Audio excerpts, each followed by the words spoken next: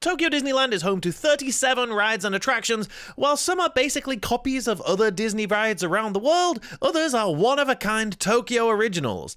If you're planning a trip to Tokyo Disneyland soon, or you just want to learn more about this one-of-a-kind Disney park, you're in the right place, because in this video, I'm going to go through every single ride and attraction at this park in 3 words or less. So here we go in a particular order, the particular order being alphabetical. We start off with Alice's Tea Party, and the 3 words I've chosen to describe this ride are spin in cups. What more is there to say? You sit in a cup, turn the handle in the middle, and you spin in a cup. I think everyone who's seen one of these rides basically knows the deal. Beaver Brothers Explorer Canoes. Too much work. It's difficult to motivate me to want to sit in a canoe and get an upper arm workout on a Disney day. I don't know. It's you get some great views, but yeah, especially in the summer, it's going to be difficult to motivate myself to want to do that.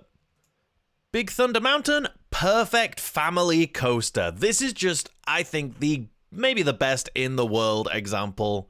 Definitely one of the best of just a great family roller coaster. They disguise the height by having the mountain structure be there, so you're never too far off the ground. There aren't any steep drops. All of the speed is from kind of turning drops and helices, I think is the plural of helix. It's a really good length. You don't feel shortchanged at all. It's just pretty amazing that Disney put this much money into what is really a low-thrill ride, but they just make it feel so much fun. Castle Carousel, classic, never ride. It's a classic, I'm so glad it's there. I never ride the thing. It's a carousel, you know, but it looks pretty, and I think that's what most of its job really entails. Chip 'n Dale's Treehouse, forgot it's there. I forgot it was there. It's just tucked away in the far corner of Toontown, which is already in the corner of the park. It's this weird little dead end, and it's such a tiny little walk-through attraction thing that's for young kids. There's really no reason to go over there for it. Cinderella's Fairy Tale Hall, fitting castle interior. It just, you go in there and it's like, okay, yeah, this is what the inside of the castle looks. It doesn't exceed your expectations, but it doesn't not meet them either. It's just, yeah, this is exactly what the inside of the castle would look like. For Country Bear Theatre, I've gone with funny, nostalgic animatronics. I think for a long time I thought it was just a nostalgic show, but yeah, there is a language barrier there, and maybe, you know, me having lived in Tokyo for 6 years and picked up Japanese, I can enjoy this show a bit more than others. But even with the language barrier, there's some English parts, and I think it's a really funny show. I think it's still very funny. Tokyo does have different versions of this show. So in the summer, there's Vacation Hoedown, and at Christmas, there's the Christmas Jamboree. So you might not see the original version. I think the original is the funniest, mainly because Big Al singing Blood on the Saddle is it just never stops being hilarious for me. But the other versions are great as well, and I'm glad that we do change them out. Donald's Boat, mind your head. I have hit my head on this thing, and I do not recommend it.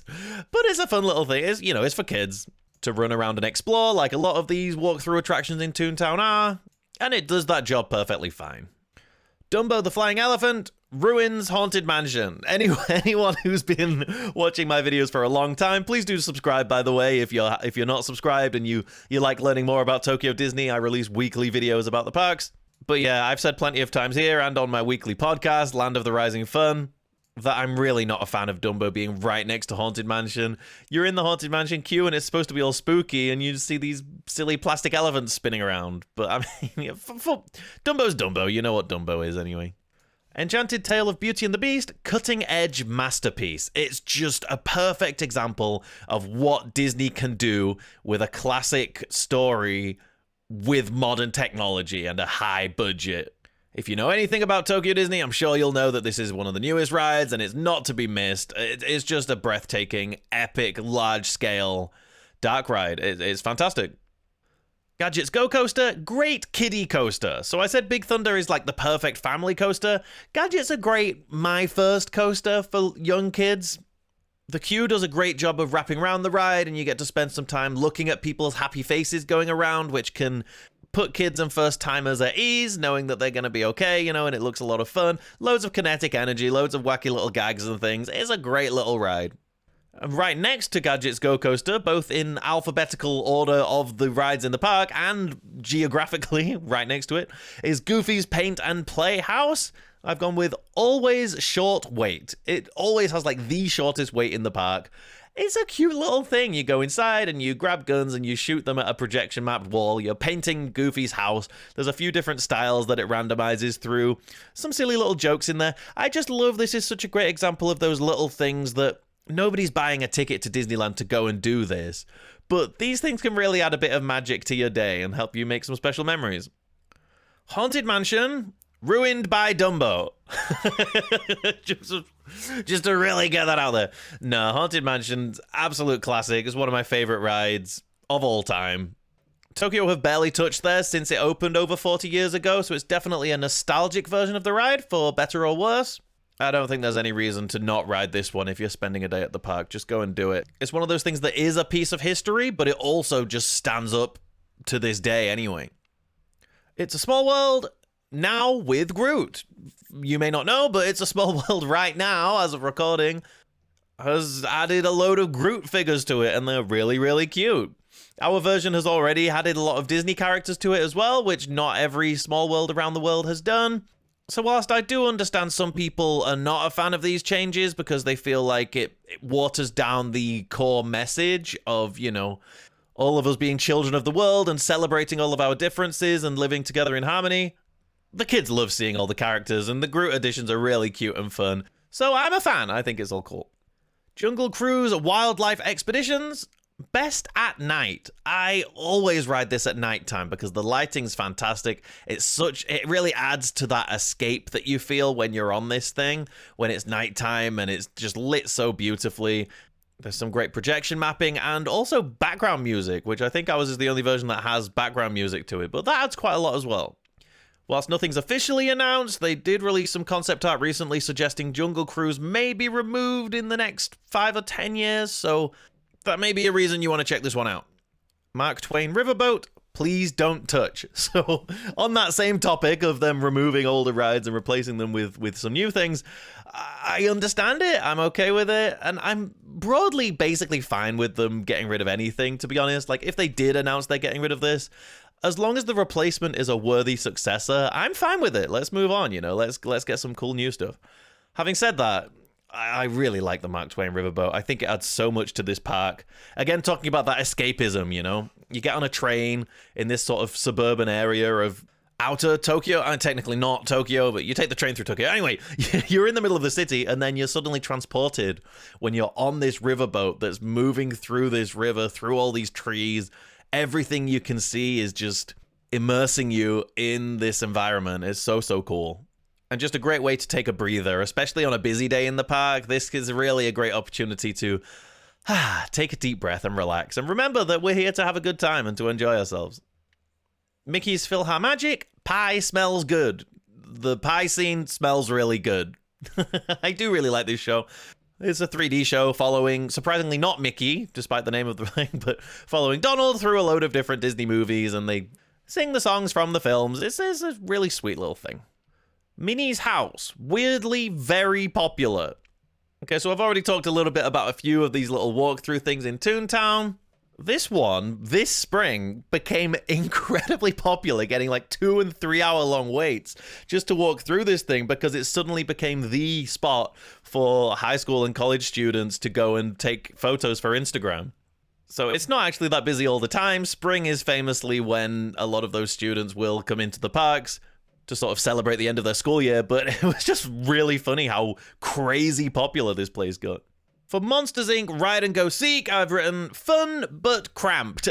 I love this ride. It's so much fun. I think the interactivity is like the best use of interaction in maybe any ride I've been on. You just take a flashlight, and when you shine it on a hat, something happens. Every time you shine it on something, there's a response in the ride. You're not trying to count up a score or anything. You're just soaked up into these jokes and gags and creatures and amazing special effects and figures that fill this ride with such a fast pace. It's so much fun. But the vehicles suck. The vehicles are horrible. There's like no leg room. I swear they actually designed these things for monsters with tentacles or something that can like squeeze into there. But yeah, don't let that put you off, because this is one of the best rides in the park. It's so good. Just very briefly, if you're enjoying this video and you'd like to support this channel, not only can you subscribe on YouTube, but you can also get a lot of perks if you head over to my Patreon. You'll find the link in the description. Not only can you get normal YouTube things like early access to videos and get your name in the videos, but also I do offer a tier currently which will give you a Tokyo Disney expert in your pocket. You can message me about anything about your upcoming trip, about trivia about the parks, whatever it is, and I'll get back to you. The Tokyo Disney parks are very, very complicated to get around, far more complicated than they should be. So if you're getting stressed out about it and you just want someone to put you at ease and say, this is how you get on all the rides you want to get on your day, then go and check that out, because I love helping people to have the best time they can possibly have at these parks. Next up, Omnibus. Great castle views. This is a tiny little bus that just circles around in front of the castle, but it has 2 stories and you can get excellent views of the castle. You'll see a lot of people like sitting on the floor and trying to get these perfect angles of the castle without even realizing you can hop on this and you're right above all of them. It's also just a sweet little sit-down thing that never has a longer than 5-minute wait. Penny Arcade. Amazed Not Shop. I am just blown away that we've managed to keep this. They used to have these in other Disney parks, but they got turned into shops, and it's easy to see why, right? The shops make a lot of money. But this place is so neat. It's so fun to go in here. There's always a few people in here as well. You can try out these genuine old school arcade games and machines. It's really, really fun to just be in here and try some of these things out. I love it. Peter Pan's Flight, weirdly less popular. This is like the only thing that is less popular in Tokyo by quite a substantial amount than it is in other Disney parks around the world. And just in case you're confused, no, this is not the brand new Peter Pan simulator ride. That's over at Disney Sea next door. Do let me know in the comments if you'd like one of these types of videos about Disney Sea. But yeah, this is the old school Peter Pan's Flight ride. Pretty short, but it's just that beautiful nostalgic magic. And yeah, it's pretty cool that this is one of the few things that I can say it's a lot easier to get on than it is in other parks around the world. Pinocchio's Daring Journey is another one of these classic Fantasyland dark rides. For this, I've written almost identical copy, because if you've ridden this in Disneyland Paris or in Disneyland in California or Anaheim, it's almost exactly the same. Like, the only people that can really tell any difference are idiots like me who have spent a year of their life animating a pixel art recreation of the entire ride. Like, any normal person is going to think they're exactly the same, so if you've done it elsewhere, you really don't need to do it here. Speaking of which, if you would like a free guide that will help you to identify which rides you may have been on before elsewhere, and which rides are totally unique to Tokyo, you can find that in the description. It's a totally free download, so I know it's helped a lot of people, so go and check that out if you think that would help you. Pirates of the Caribbean still has auction. So I said about the Haunted Mansion, how they've barely touched it since it opened over 40 years ago. Pirates of the Caribbean, they have made significant changes too. They added Jack Sparrow off the popularity of the Pirates of the Caribbean movies. But the controversial, more recent changes that they've made to every other version of this ride around the world, they haven't made in Tokyo. So for better or worse, they still have scenes of pirates auctioning off women, which is nice for a nostalgic blast from the past, but when I'm taking my young daughter on the ride, maybe I do wish that they would change it. But yeah, like I said about Haunted Mansion, this is one of those classic rides that still holds up today. It's breathtaking that this is as old as it is, because it's still so good. And it's always got a relatively short wait. It's a very long ride that you can sit down on and really get absorbed in this world. So absolutely recommend that one, whether you've done it elsewhere or not. Pooh's Honey Hunt, still so good. So this ride feels like one of the newest rides in the park, because compared to a lot of these classic rides I've talked about, it feels brand new, but it actually opened back in 2000. It's 25 years old now, this ride. This was the first ever trackless ride, meaning, well, there's no track. The cars just kind of seem to go wherever they want to go, and they perfectly serve the story and the playfulness of this world. It's cute, it's fun, there's some great special effects, it's unexpected the way the vehicles move and everything. It's a don't miss as far as I'm concerned if you're coming to Tokyo Disney. Roger Rabbit's Cartoon Spin, I've gone with wacky and fun. It just is. It's so wacky, it's so silly.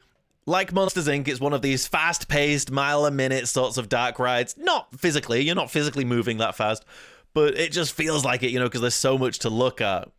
This ride also has a unique twist, literally, ha ha ha ha, because these vehicles share something with the ride we started this video off with, Alice's Tea Party, in that you can spin the steering wheel and the vehicles spin around. Very, very similar to a teacup, but on a track through a ride. It just helps to add to the zaniness, zane? The craziness of this ride. And yeah, it's a lot of fun. I love this thing. Snow White's Adventures Crushed by Boulder.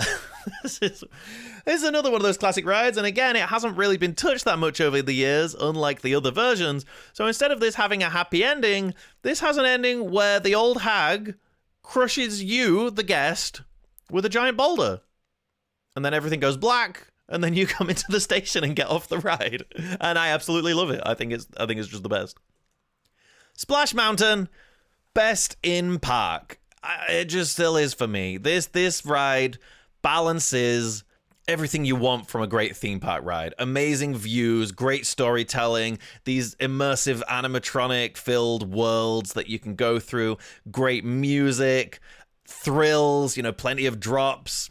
It's amazing to look at, it's amazing to ride, and who knows how long this ride will still be there for. So if you're visiting, I absolutely recommend that you ride this thing. Star Tours, The Adventures Continue, worst priority pass. So we're actually the only park that still has free line skipping. You can still skip the queues for free with the 40th anniversary priority pass. It's still called the 40th anniversary priority pass, despite us currently being in the 42nd anniversary. But whatever, you can skip the queues for free, which is pretty cool. And a lot of people will ask me, you know, which ride should I use this pass on? And that really depends on what you want to do and which rides are open, but never use it on Star Tours. It's not worth it. Unless it's a very, very busy day, this is one of the shortest queues in the park, and even if you do use a Fast Pass, Priority Pass, they're not called Fast Pass anymore, even if you do use a Priority Pass, you'll still be queuing a good, 15 minutes. You kind of join the queue pretty late on. And that's a good thing, because this queue is amazing. The queue is probably better than the ride itself, so you do want to see that. But yeah, it's not worth using a priority pass on. This is a 3D simulator. You put the glasses on, sit in a little box, and feel like you're flying through space. The sequences are randomized, so you never know where you're going to go or what you're going to see, which characters you're going to interact with. It's a lot of fun. I really like this thing. And if you're a Star Wars fan, you're probably going to get a huge kick out of it. So yeah, go check this one out. Star Tours is cool. Stitch Encounter, please replace next. We've brushed on the idea that some rides might not be in the park for as long as other ones, and I really, really hope they replace this one next. The two rides right next to it, Space Mountain and Buzz Lightyear, have both been closed to be replaced by brand new things, and I just can't help but think that this must be next. It's the least popular thing in the park.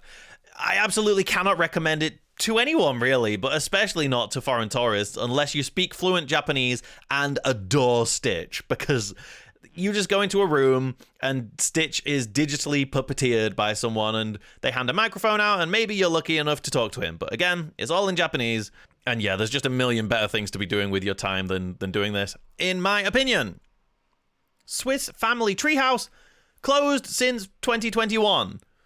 It was a fun little walkthrough. You got some great views from the top, but they closed it since 2021 and it hasn't reopened since.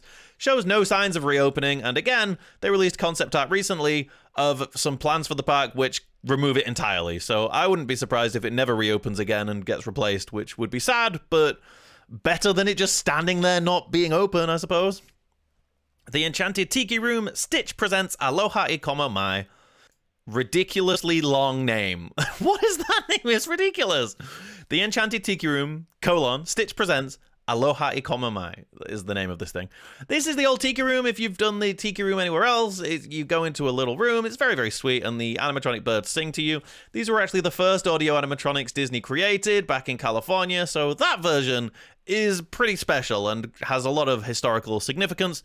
This one doesn't, so they stuck Stitch in there, which, as far as I'm concerned, is fine. I think it's a fun little show. I like animatronic shows. I like having things that don't have a long wait. You know, you go into this thing, while you're waiting, you can sit down, which is awesome. And then you go in and you sit down even more, which is awesome. And while you're sitting down, you get to see an animatronic Stitch playing a ukulele. What more could you want? The Happy Ride with Baymax, I've written cast beat ride, which let me just explain a second. I mean, like, the cast are better than the ride. The CMs, the cast members who work on this thing, are dancing while they operate this ride. Every time the ride goes round, it plays one of 6 random songs that was created exclusively for this ride, and each of those songs has a different dance, and the ride operators dance while they're operating the ride. It's crazy. And then a lot of guests will also start dancing along while they're riding, while they're in the queue. Some people will just stand next to the ride and dance all day, which is cool, I guess. Like, you do your thing. But yeah, it's hard to recommend this little spinny ride, especially because it gets one of the longest waits in the park. But walk past and look at the thing and look at the cast members, because they rock. They're the best. Tom Sawyer Island rafts. I've written most pleasant area. So you can take these rafts over to Tom Sawyer Island in the middle of the river, and it's just so nice. Everything I said about the Mark Twain Riverboat, you know, getting away from the crowds, taking a breather, that's also true here, and then some. You're like in a theme park within a theme park. You're in an escape from the escape. Tom Sawyer Island is awesome. I'm sure its days are numbered, but for now, if you have the luxury of time, I think this is a great place to go and hang out. It's very difficult for me to recommend if you're spending one day at the park, because you take the rafts over, you wander around on the island, you take the rafts back. It's a good chunk of your day gone, and there's probably things you'd rather be ticking off. If you're spending a week at Tokyo Disney, go and check this out. If you're someone who doesn't care about the rides and cares more about vibes and atmosphere, if you're there on a super busy day and you're going crazy, pulling your hair out, and you just want to be able to relax somewhere, take the raft over to Tom Sawyer Island. You'll be glad that you did. Toon Park, barely an attraction. It's just, like, I'm surprised they even list this. It's almost embarrassing. Like, you've got plenty of rides. You don't need to pretend this is something people are going to the park for. But yeah, it's a tiny, tiny little play area for tiny, tiny little kids. What more can you say? Western River Railroad, nice sit down. As my mum would say, it's a nice sit down. It's a ride that you can sit down on for a lengthy amount of time. And you get some amazing views from this thing. The first third of the ride is basically just looking at trees, which, I mean, is fine. Trees are nice. I like trees. But once you get past that, you get some great views of Western Land if you're on the right, great views of Splash Mountain if you're on the left, and then the finale where you go through these dioramas of animatronic dinosaurs is really cool.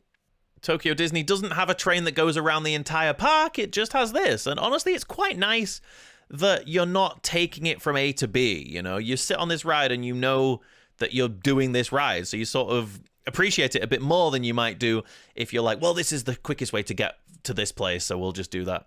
I love the Western River Railroad. It's cool. And last but not least, Western Land Shooting Gallery. Always get 0. I don't know why. Every time I do this thing, I don't know if the gun's broken. I don't know if I'm broken. I never get any points. You get 10 shots on this, and you get a little piece of paper afterwards that says how many of the targets that you hit, and apparently I always hit 0. It's the guns. The guns are always broken, I'm sure. So there you have it, friends. Every ride at Tokyo Disneyland in 3 words or less. So now you've seen a very brief summary of what all of these rides and attractions are. Maybe you want to know which ones are the best, which ones are the worst, what do I recommend? If that's the case, you will absolutely enjoy this video, so check this one out next.